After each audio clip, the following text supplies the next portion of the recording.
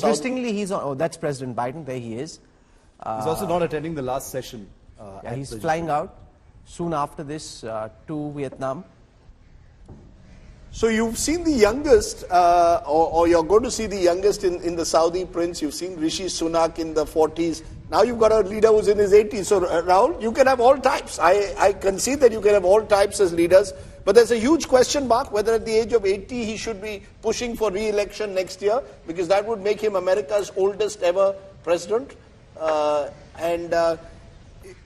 think his concerns have been there at times. But look, I think Joe Biden has had a trial by fire over the last 4 years. He had 2 years where America was weighed down by COVID, serious questions both on the health front as well as the job crisis that the country was facing. You've had interest rate challenges, and you've had the war in Ukraine.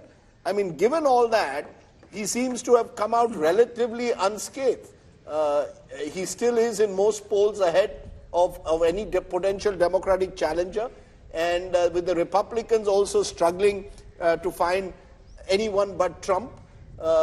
You've got Joe Biden still very much, therefore, in contention for a second term as US President next year. Okay, let's see how this moment goes. Prime Minister Modi welcoming Joe Biden.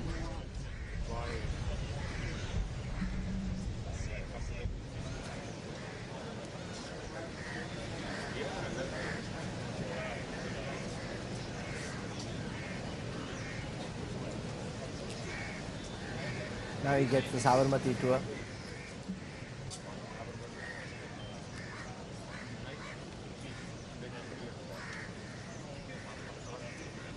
It's very soothing to be at the Sabarmati ashram. No matter what, like I've usually been there in the middle of an election campaign, but when you go there, it just calms you down, settles you, has a nice serene air to it. Yeah, I think the word to use for the Sabarmati ashram that stands out for me is simplicity. You know, in a world where everything else seems to be big and large and seem to be dramatic, you go to the Sabarmati ashram and there's a simplicity that brings in a calmness and a serenity. It hasn't changed much over the years.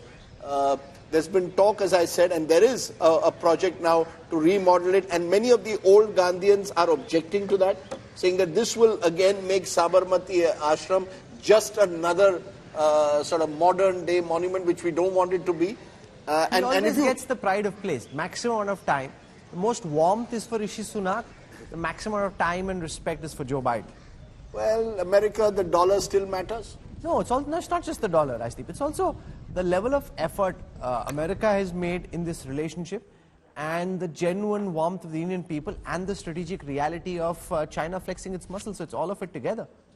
You have, in the Indo-US partnership now works at various levels, which is quite, again, one of the big changes that's taken place in the last 30 years. I remember when Bill Clinton came here and Vajpayee ji was Prime Minister, there was a lot of excitement because it was also new.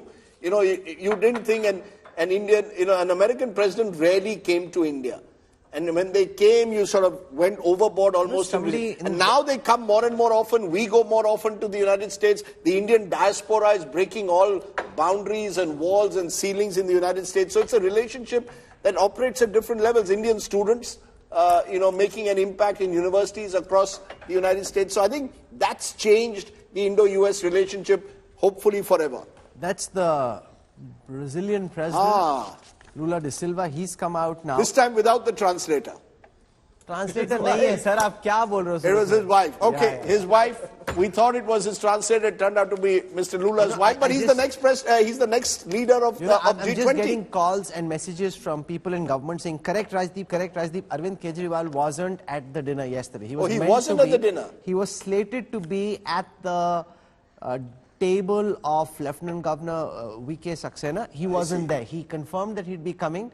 I don't know what happened. Didn't come in the end. He didn't come. This is what sources sort of all the other names that we said, he's the only one who there are lots of people in government who are watching. So those who are watching, some of them are calling and messaging basically to say that Arvind Kejriwal wasn't there. He's got some big shoes to fill when he takes over the G20 presidency. Yeah, which is why if you see when he comes, he looks the most carefully to the left and the right to see how it's going, because he's going to host it next. So this is how the pressure is on him. No, the Brazilians know a thing or two about putting on Yeah, a no, dish. they'll put out a party. I mean, you could imagine the backdrop of Copacabana. Yeah, but you have to deliver some tangible takeaways as well. No, I'm sure they will. I mean, and you have to invest a lot of energy in getting it done. This is also, Brazil, Shiv is right. They know how to sort of throw a spectacle. They've done it in the past.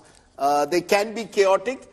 I think the one thing that India has shown is that amidst the chaos, when you want to do it, you can be very organized and go to the micro detailing, and we've done that successfully. That's the lesson I think Brazil or any country needs to get from India. Your eye to detail is critical to get a global event perfectly right.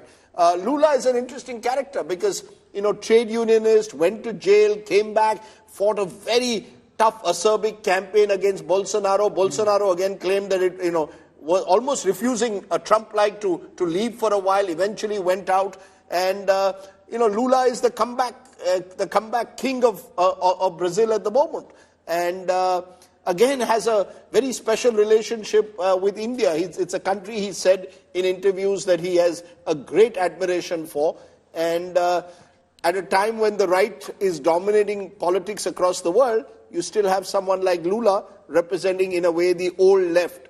That in many parts of the world is now being pushed to the margins. So Lula and Brazil will be looked at very closely in the next 12 months. And there's a lot of pressure on them as the next host, because 200 cities. That's right. 220 events, 60 cities. 60 cities. 28 states. So it's really gone far and wide.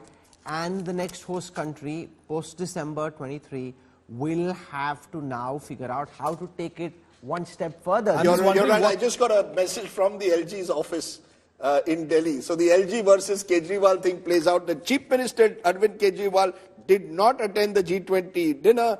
He had earlier confirmed that he'd be attending. Please rectify. Okay.